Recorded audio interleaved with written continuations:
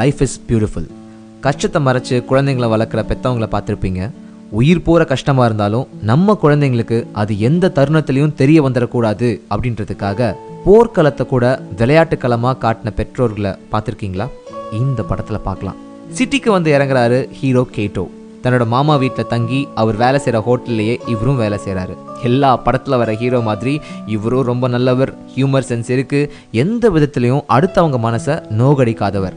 இந்த படத்தில் கதாநாயகி தோரா ஒரு ஸ்கூல் டீச்சர். இவங்க 2 பேரும் பார்த்துக்கிற முதல் காட்சியிலேயே காதல் வந்துருது பாஸ். அடுத்தடுத்த சந்திப்பை தானாவே உருவாக்குறார் நம்ம ஹீரோ.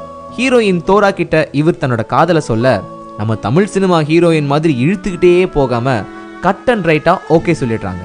ஆனா தோராவுக்கு இன்னொருத்தரோட நிச்சயம் ஆயிடுது. ஸோ உள்ள பூந்து அங்கிருந்து அவங்கள தூக்கிட்டு வந்து கல்யாணம் பண்ணிக்கிறார் நம்ம ஹீரோ கேட்டோ. இப்படி ஃபர்ஸ்ட் ஹாஃப் முழுசும் காதல், ரொமான்ஸ், ஹியூமர்னு போகுது.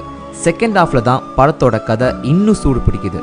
செகண்ட் வேர்ல்ட் வாரோட கடைசி மாதங்கள்ல கேட்டோ, தோரா இவங்களோட 5 வயசு மகன் ஜோஷ்வாவையும் ஹிட்லரோட நாசி படைகள் நீங்க யூதர்கள் அப்படின்னு சொல்லி யூதர்களை கொடுமை பண்ற முகாமுக்கு கூட்டிட்டு போறாங்க.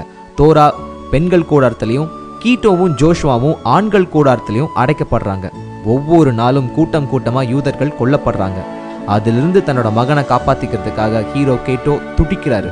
ஆனா இதுல ஆச்சரியமான விஷயம் என்னன்னா, மகன் ஜோஷ்வா கிட்ட இது ஒரு விளையாட்டு, இதுல இருந்து தப்பிச்சா உனக்கு 1000 பாயிண்ட்ஸ் கிடைக்கும், அதுக்கு பரிசா ஒரு நெஜ பீரங்கியும் கிடைக்கும் அப்படின்னு ஹீரோ சொல்வார். ஒவ்வொரு தரமும் ஆபத்து வரும்போதும் காமெடியா அவர் தன்னோட மகனை காப்பாத்துறது செம்ம பாஸ். கடைசியில என்னாச்சு? ஜோஷ்வாக்கு பீரங்கி கிடைச்சதா? தோரா என்னானாங்க? இதுதாங்க கதை. இந்த படத்துல ஒவ்வொரு காட்சிக்காகவும் ரொம்ப மெனக்கெட்டிருக்காரு இயக்குனர் ராபர்ட்டோ. தன்னோட மகன் ஜோஷ்வாவுக்கு அவன் இருக்கிறது ஒரு கொடூரமான முகாம் அப்படின்றது எந்த தருணத்திலையும் தெரியக்கூடாது அப்படின்றதுல கீட்டோ ரொம்பவே உறுதியா இருப்பாரு. அதுக்காக அவர் அவங்க கிட்ட சொல்றது என்னன்னா, உன்னோட பிறந்த நாளுக்காக நாம இங்க பிக்னிக் வந்தோம், இங்க நடக்கிறது எல்லாமே ஒரு விளையாட்டு, ஒவ்வொரு பரீட்சையிலையும் அதிகமா பாயிண்ட்ஸ் கிடைக்கும், ஆனா 3 கண்டிஷன். வீட்டுக்கு போவேன்னு சொல்லக்கூடாது, அம்மாவை பார்க்கணும்னு கேட்கக்கூடாது, நொறுக்கு தீனி கேட்கக்கூடாது. அதையும் நம்ம ஜோஷ்வா நம்புவான் பாஸ். ஒரு தடவை முகாம்ல வயசானவங்க, குழந்தைங்க எல்லாத்தையுமே குளிக்கிறதுக்காக ஒரு ரூமுக்கு கூட்டிட்டு போவாங்க. அந்த ரூம்ல ஆசிடை நிரப்பி அங்க வர்றவங்களை கூட்டம் கூட்டமா கொல்றது தான் அவங்களோட நோக்கம். இது தெரிஞ்சுக்கிட்ட கீட்டோ தன்னோட மகன் கிட்ட, அந்த ரூம்ல நீ நாள் முழுசு ஒளிஞ்சிருக்கணும், அப்படி ஒளிஞ்சிருந்தா உனக்கு நிறைய பாயிண்ட்ஸ் கிடைக்கும்னு சொல்லி அவனை காப்பாத்துவார்.